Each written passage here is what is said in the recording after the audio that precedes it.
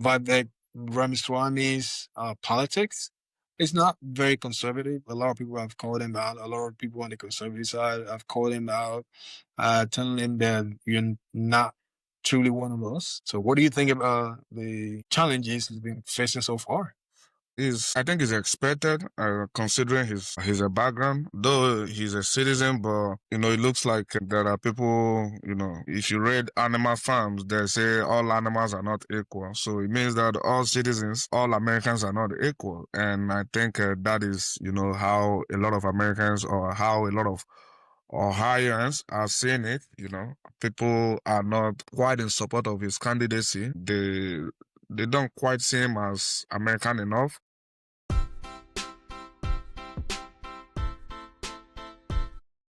Hello, everyone. Welcome to the Y and E podcast. Thank you for joining us. And if you haven't subscribed, please go ahead and hit the subscribe button and engage with us in the comments. So we're talking about the issues surrounding Vivek Ramaswamy's governorship run in Ohio. And it was leading comfortably, but it looks like someone else entered the governorship race, at least on the Republican side. That person is posturing himself as the American First candidate. And as we all know, um, that Ramaswamy's politics is not very conservative. A lot of people have called him out. A lot of people on the conservative side have called him out, telling him that you're not truly one of us. So we're just talking about the challenges he's been facing in his bid to become the next governor of Ohio. So what do you think about the challenges he's been facing so far? Is I think is expected, considering his background. Though he's a citizen, but it looks like there are people. If you read animal farms, they say all animals are not equal. So it means that all citizens, all Americans are not equal. And I think that is how a lot of Americans or how a lot of Ohioans are seeing it.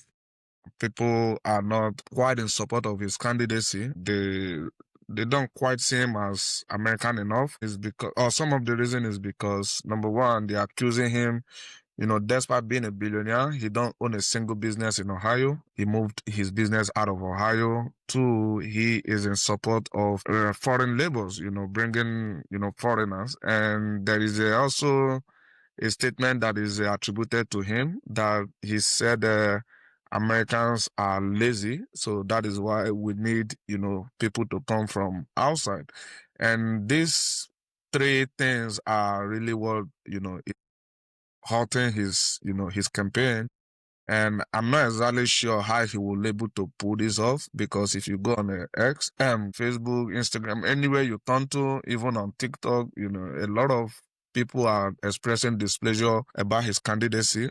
But if I were to advise him, I would probably tell him to maybe sit this one out, maybe withdraw from the race, and maybe go for something, a position that has a you know, much smaller attention, maybe become a senator or go to the Congress. I think that would be a better option for him. But, you know, trying to put this governorship race, I'm not exactly sure how he will be able to do that, because a sizable number of Republicans are not in support of his candidacy. Yeah, I definitely get what you're saying, but at the same time, we all know the Republican Party belongs to President Trump, and whatever President Trump says, that's what the people are going to follow. So you can see that that has been in place for a very long time. Ohio is a red state. They love the fact that President Trump is America first, and whoever gravitates towards that policy, towards America first policy, those are the people in Ohio will vote for. Vivek Ramaswamy is a billionaire, he's a businessman, and he's also a member of the Republican Party, and I believe is a strong supporter of President Trump. So, it's kind of worrisome that basically using to achieve their own agenda. It was part of the Doge with Elon Musk, and He was allegedly pushed out. A lot of the things that people said during that time was that President Trump encouraged him to go around for the office. So if President Trump is encouraging him to run in Ohio, do you think the people won't vote for him? I'm sure people will vote for him, but as you all know, the MAGA faction of the Republican Party is starting to weaken.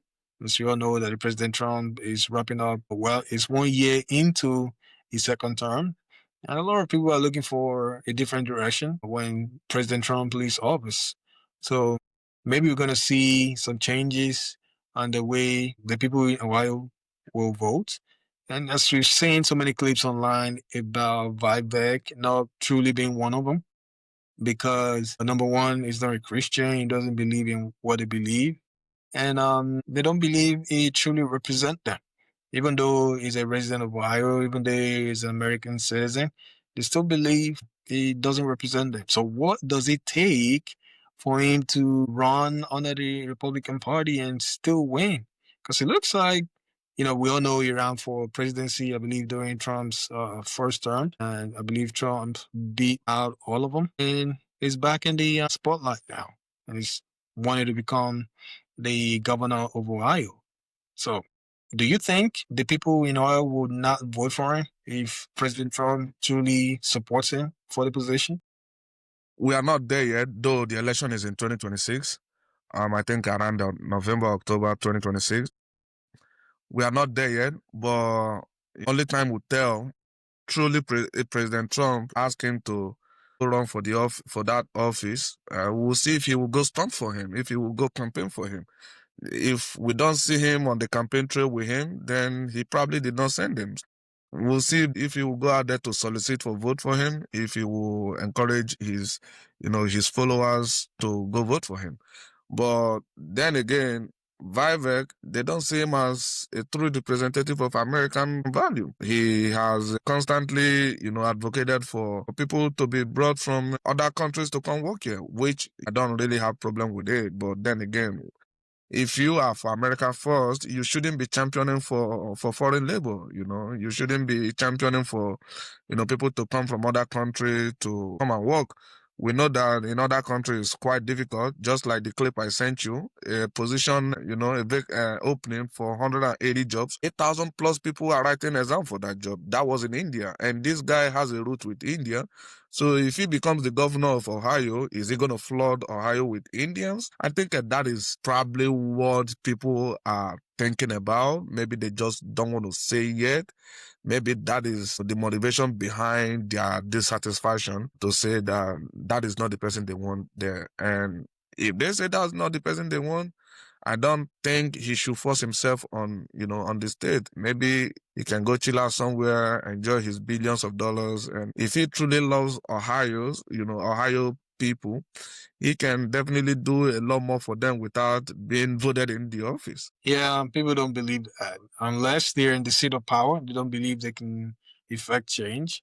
I mean, he has money. When you have money, what else are you looking for? You're looking for influence. With the position of a governor of a state in America, you have access to a lot of influence that would help you push out your personal brand. It'll help you push out your business brand, and you'll continue to make more money. So I believe that's what he wants. He wants the influence, just like Elon Musk wanted to influence the things happening on the federal level. He put a lot of money behind President Trump, and yeah, and President Trump won. And it was part of the special team Doge to cut a lot of waste, but they didn't cut any of his business dealings, any of the contract he has with the federal government. So once you've attained that level of wealth, all you need to get is influence. That's we've seen all the tech billionaires gravitating towards Trump and trying to get him whatever he wants so that he can take care of them and take care of their businesses. So I guess it is what it is. He can't really force himself on the people. He has to go to the primary, and the people that will vote in primary will decide who will represent the party. And then whoever will be representing the party will be facing the Democrats running for governor in Ohio. If he becomes the nominee for the Republican Party, and if it's not, then we'll see what happens. I mean, if the Republican Party puts someone that is America first and that loves President Trump, I'm sure they're going to beat out the Democrats' nominee because it's a red state, and a lot of people always gravitate towards President Trump choice. Yeah, I agree with you. But if what happened in Miami is anything to consider, or to anything to to consider in this Ohio race, in Miami where a Democrat won as a mayor, and the last time they had a Democratic mayor was 30 years ago. If that is something to go by, and I'm sure Florida it doesn't get more conservative or more Republican than Florida. So if a Democrat won as a mayor in Florida, we could see that happen in Ohio, where a Democrat can become the governor in Ohio. I think the last time they had a Democratic mayor was in 2006. So it doesn't matter if Trump supports Vivek or Trump supports anybody that comes up as America First. Like you said, a lot of these people are charting their own cause, knowing fully well that Trump is rounding up his work. He's no longer going to be on the ballot. He will probably become, for lack of a better word, it will probably become useless, just like Obama. It will just be a statement and not really be able to push candidates again. So a lot of these people are trying to stand on their own to pass their message. But if for some reason Vivek, Trump support and Trump's go out there to stump for him, he might win, but that would not guarantee him a win. So let us know what you think about the race in Ohio. People are calling for Vivek to be deported. Are you in support or you're against? Let us, hear what you have to say in the comment section, and we'll be happy to engage with you. And thank you for your support.